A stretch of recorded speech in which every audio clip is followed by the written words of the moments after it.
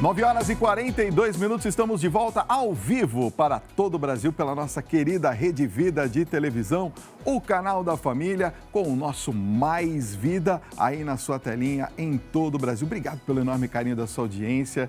Obrigado por você nos acompanhar sempre nas noites de segunda e de sexta-feira. Queremos bater um papo e levar muita informação para você, muito entretenimento, coisa boa para você e para a sua família. E por falar nisso, me segue no meu Instagram, @FabinhoTV. Quero bater um papo com você, @FabinhoTV. Me segue lá que nós vamos bater um papo bem bacana assim que terminar o nosso programa. Eu quero falar com você agora sobre um assunto também muito importante e muita gente não tem o conhecimento, né? Infelizmente, precisa buscar informações justamente num momento delicado. Além da dor de perder uma pessoa querida, em muitos casos, o falecimento de um parente traz também um grande desafio, o inventário. Se existem patrimônios, dívidas ou bens materiais, você pode herdar dívidas também. Ele deve ser realizado e é importante ter atenção aos prazos. Para explicar para a gente a respeito das principais questões que envolvem o processo de inventário, as suas características, os seus cuidados, eu recebo agora aqui no Mais Vida a advogada familiarista Betânia Costa. Doutora, seja muito bem-vinda ao nosso Mais Vida nessa noite. Obrigada, agradeço o convite, é um prazer. Eu que agradeço a sua presença aqui. Vamos falar sobre esse tema. A gente tem acompanhado até as notícias aí, claro que eu citei antes do intervalo o caso do Gugu, que é um pouco mais grave, também envolve toda a fama, né, do nosso querido colega, mas o processo do inventário realmente é algo bastante complexo e que pouquíssimas pessoas entendem. Explica pra gente, de forma simples, o que é exatamente o inventário. O inventário nada mais é que o detalhamento tanto do patrimônio, como você bem mencionou no início, também das dívidas. Porque o inventário, ele também gera as obrigações do falecido. É claro que dentro da força do patrimônio que ele tenha deixado, nada além disso. Então, é este procedimento do inventário que visa levantar o que ele tinha de dívida e o que ele tinha de patrimônio para que seja repassado, transmitido a seus sucessores, que são os herdeiros. Aliás, tem muitas pessoas que pensam, fulano de tal morreu, não tem mais dívida. Não é bem assim, tem dívidas que são herdadas, não é, doutor? Sim, sim. Se há patrimônio, essas dívidas devem ser quitadas com o quinhão do patrimônio, né? Dentro das forças do patrimônio que o falecido deixou. Então, não existe a dívida caduca, a dívida morre. Não, se existe um patrimônio, vai ser feito esse detalhamento, esse levantamento, para que seja transmitido. O excesso, sobrou patrimônio, aí sim é repassado para os sucessores, né, que são os herdeiros. Agora, abrir o inventário é obrigatório após a morte? É obrigatório. Se há o patrimônio a ser transmitido para os sucessores, ele deve ser aberto em até 60 dias após a data do óbito. O prazo máximo são 60 dias? O prazo máximo. Após esse prazo, sim, pode ser aberto, mas aí tem uma incidência de uma multa, né? Essa multa, ela é imposta pela Secretaria da Fazenda, que é por conta do imposto, o imposto de transmissão que precisa ser recolhido. Quais são os cuidados que a gente deve ter antes de nós entrarmos com o inventário? O primeiro passo é procurar um advogado especialista no assunto, que se torna muito mais fácil fazer esse processo de transmissão desse patrimônio por meio de um profissional especializado. Quer dizer, tem muitos pontos que às vezes a pessoa não entende, só um especialista para entender. Exatamente. Então, todo o procedimento vai ficar bem mais fácil, até mesmo em relação aos herdeiros, explicações quanto ao patrimônio, os impostos que precisam ser recolhidos, reunir os documentos essenciais para esse processo do inventário também é necessário, né, para que não seja feita uma partilha de uma forma incorreta. Que pode causar um problema futuro também. Pode causar um problema futuro e ter que procurar novamente o Poder Judiciário para desfazer ou para consertar, enfim. Então, um bom advogado que conheça bem a questão e que possa auxiliar nesse procedimento é o mais aconselhável. Existem tipos de processos de inventários, doutora? Existe o judicial e o extrajudicial, muito pouco utilizado o extrajudicial hoje, mesmo na atualidade, né? Porque para que seja feito esse processo de inventário extrajudicial, ele é feito em cartório. Não pode ter menor envolvido, se houver herdeiros menores, precisa ser obrigatoriamente judicial.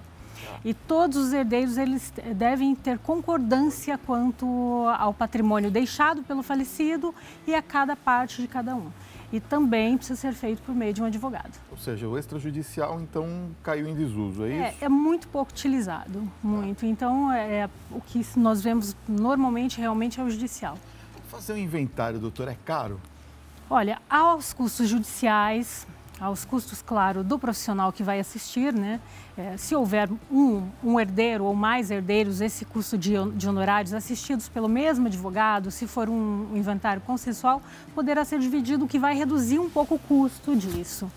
E também aos impostos, o imposto de transmissão, que esse tipo de imposto realmente não há como correr dele, né? Que são os impostos pagos para a fazenda. Tem um custo aproximado de quanto uma pessoa tem que pagar para se iniciar um processo de inventário? Olha, não dá para se estimar o custo, porque vai depender muito do patrimônio deixado pelo falecido. E custas judiciais e custas de imposto vai variar de estado para estado. Então, não há como estimar. Mas realmente não é um procedimento tão acessível, né? Mas quanto ao processo em si, é possível. Quem não tem condições de procurar um advogado particular, a Defensoria Pública pode atender. As custas processuais, se os herdeiros, um herdeiro, dois herdeiros, não têm condições de arcar com essas custas, pode requerer a gratuidade da justiça, que vai ficar a cargo do magistrado, né? O deferimento. Mas, infelizmente, o imposto de transmissão, este não há como correr. Tem algumas palavras que a gente fica até, assim, é interessante, né? São palavras diferentes. Por exemplo, com essa situação que nós estamos falando aqui do Gugu, né? E eu estudei até esse assunto porque a gente fez numa live hoje à tarde, tratamos deste assunto. Entrou uma palavra tipo curadora, né? Eu pergunto, a curadora é a pessoa que entra com o processo do inventário ou qual é o nome ou quem pode entrar com o inventário para iniciar o procedimento de inventário assim que houve o falecimento? Para iniciar, qualquer um que tenha legítimo interesse, né? Pode ser qualquer dos herdeiros. Necessariamente, né? Da família ou não? Herdeiros.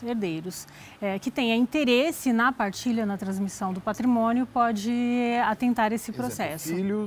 Filhos, o cônjuge, companheiro, que é reconhecido. Tá. Os herdeiros, quando nós falamos de herdeiros, existem os descendentes e os ascendentes, né? Os descendentes, que são pai, avô, bisavô, os filhos, e também tem lá os colaterais, né? Se não houver nem descendentes nem ascendentes, os colaterais, primos, sobrinhos, isso. Agora, o prazo, né, para os herdeiros abrirem essa ação de inventário, caso o prazo não seja cumprido, por exemplo, e aí a gente passou dos 60, passamos dos 90 dias, passamos um ano, por exemplo, o que pode acontecer com os bens do falecido? Os bens, eles não podem, esse bem ele é indivisível enquanto não se finalizar esse inventário e for emitido o formal de partilha. Tá? Como eu já te falei, se passou o prazo de 60 dias, que é o prazo que a lei dispõe, haverá incidência de uma multa. Essa multa também é imposta pela Secretaria da Fazenda. E é atemporal, quanto mais tempo vai demorando, mais exatamente, ela pode ser de 10% a 20% do valor, pode ser até mesmo em cima do valor venal dos bens, né? Então, o quanto antes, melhor. E esses bens permanecem indivisíveis. Então, para que ele possa ser vendido, um exemplo, é preciso de uma autorização judicial. Não se pode vender esse bem enquanto ele não for partilhado. Entendi. Quer dizer, então, é necessário que se faça o mais breve possível para evitar essas dores de cabeça. Exatamente. É o que aconselhamos. Agora, na questão das despesas, a gente sabe que muitas das vezes essas despesas se tornam excessivas. Há a possibilidade da gente dividir esses custos com as pessoas que não fazem parte desse inventário ou somente os participantes, os herdeiros sim. Podem dividir essas custas? Sim, as custas são divididas entre os herdeiros. Sempre? Por exemplo, o imposto, cada herdeiro ele vai pagar a parte em cima do quinhão que ele está recebendo, né? Então é feito um cálculo, é emitido uma guia dentro do próprio processo, é feito o pagamento, aí vai para a Secretaria da Fazenda, depois de recolhido todos os impostos, a Secretaria retorna, dando a concordância que está ok, não existe saldo de imposto a recolher, e após isso é feito o formal de partilha. Vamos supor mas que é dividido. Alguns herdeiros não tenham condições financeiras. Como que fica essa situação? Eu já vi muitos casos em que não tem, o herdeiro não tem, mas existem lucros de imóveis que estão alugados, o juiz determina que ele seja abatido dentro do próprio processo, utilizado o valor para recolhimento do imposto. Então, eu já vi muitos casos dessa forma e pode acontecer. Como pode acontecer também de havendo bem a ser partilhado e os herdeiros não têm condições financeiras de arcar com aquele custo, requerer autorização judicial para a venda de um bem. O juiz vai analisar, vai deferir ou não a critério dele, né? E a venda para se utilizar dos recursos para que esse bem seja partilhado. Daqui a pouquinho nós vamos trazer, temos aqui um monte de perguntas que a produção está selecionando, pode ser a sua também. 11 95033 6870, faça sua pergunta para a nossa convidada, a doutora Betânia Costa. Antes da gente fazer as perguntas dos telespectadores, eu queria fazer uma pergunta a respeito das dívidas que ficaram juntos com os bens. É possível fazer um inventário sem quitar essas dívidas antes? Se há dívidas, tem que ser feito um inventário e dentro do inventário elas deverão ser quitadas. Ou seja, pode-se fazer mesmo elas existindo Sim. antes de serem quitadas? Sim, sim. E aí, nesse caso, elas fazem parte desse formal de partilha? Que como eu expliquei, é um detalhamento. Então, ele vai detalhar as dívidas que o falecido tinha, o patrimônio que ele deixou. Tá.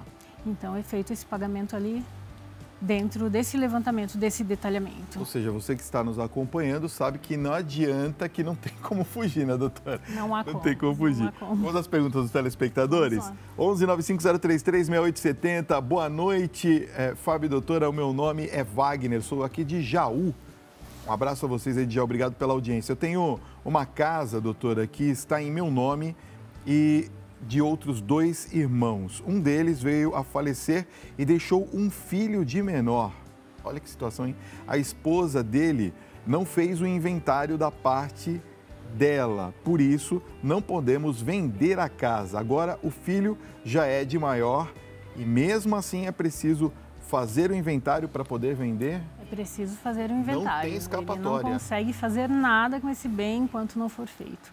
Então, o ideal é que ele realmente procure um advogado rapidamente para analisar o caso dele mais concreto, a especificidade do caso dele, que vai poder auxiliá-lo melhor nesse Mesmo que ele queira comprar a parte daquele que faleceu, também tem que ser feito inventário. Precisa ser feito inventário. Ok. Reinaldo de Goiânia, agora a pergunta vem lá de longe, hein? Goiânia. Um grande abraço a vocês. O Reinaldo pergunta, doutora, quando já existe um testamento, é necessário também o inventário? É necessário o inventário e o juiz vai analisar se esse testamento ele normalmente se sobrepõe ao inventário que está sendo aberto. Mas aí o juiz vai analisar se esse testamento foi feito dentro da legalidade, se houve a disposição de apenas 50% do patrimônio que ele pode dispor para qualquer pessoa que ele queira ter deixado. Então, vai analisar o conteúdo desse testamento, porque a lei dispõe que quem está transmitindo, ele só pode transmitir 50% do patrimônio dele para uma outra pessoa que não seja herdeiros. Porque os outros 50% são dos herdeiros necessários. O Tiago já está me avisando que acabou o nosso tempo, mas antes, rapidamente, tem uma pergunta aqui de um telespectador, é o Humberto Oliveira, lá da Bahia em peso nos acompanhando hoje, hein? Doutora Betânia, filho único, que a mãe tinha uma casa, tem que ser feito inventário? Tem que ser feito inventário. Não tem escapatória? Não tem. Muito bem. Agora, doutora, como que funciona o processo do inventário? Qual que é o passo a passo, rapidamente, assim, só para que a gente possa entender de uma maneira bem didática? Faleceu, qual que é o meu primeiro passo? Procurar o advogado vai instruir na questão dos documentos que precisam ser reunidos para que esse processo seja o mais rápido possível, né? atentar com essa ação judicial, ou seja, entrar com essa ação judicial pedindo a partilha do patrimônio. Então, já levar a escritura dos bens, os herdeiros, levar todas essas informações para os autos, o juiz recebendo isso, ele vai analisar, estando tudo corretamente, ele já vai determinar que se recolhe o imposto de transmissão, aguardar após esse recolhimento a secretaria se manifestar em concordância com o imposto que ela recebeu. Havendo concordância, é feita a formal da partilha. Sendo nessas condições, sim, quanto tempo entre o início e o inventário? Olha, vamos estimar aí o prazo médio de 1 ano, né? Mas há casos que duram um pouco mais. Tá certo. Então, tudo vai depender de onde se tramita esse processo. Doutora Betânia, muito obrigado pela sua presença. Olha, se você quiser entrar em contato com a doutora Betânia, você pode seguir ela no Instagram, @dra.betaniacosta. Está aparecendo aqui no seu vídeo, ó, @dra.betaniacosta, ou então através do telefone 11 99423 2448. É o WhatsApp esse? É o WhatsApp. 11 99423 2448. Se não deu tempo de fazer sua pergunta aqui, você pode fazer a pergunta diretamente à doutora. Obrigado pela sua presença mais uma vez, tá? Muito obrigada pelo convite. Obrigado a você também, que ficou com a gente até essa hora aqui na nossa Rede Vida, que está chegando ao fim o nosso programa, você sabe, mas você pode rever esse programa e todos os demais através do YouTube da Rede Vida. É muito fácil, youtube.com/TV Rede Vida. Está aparecendo aqui no seu vídeo, youtube.com/TV Rede Vida. Vai lá, já clica em inscrever-se e assiste os programas que você mais gosta da nossa Rede Vida de televisão. Estamos chegando ao final, mas na segunda a gente está de volta e falando sobre os alimentos que auxiliam no combate ao estresse. Olha que assunto interessante. Tem também um bate-papo muito bacana sobre como identificar os chamados psicopatas corporativos, aquelas pessoas que manipulam as outras no ambiente de trabalho. E é claro que tem muita música e nós vamos curtir o som do grupo Mambolada. Eles vão agitar aqui a nossa noite de segunda-feira, tá bom? Muito obrigado pela sua companhia. Me segue nas redes sociais, o meu Instagram é @FabinhoTV, meu canal do YouTube também FabinhoTV. Beijo no coração, excelente final de semana e até segunda-feira.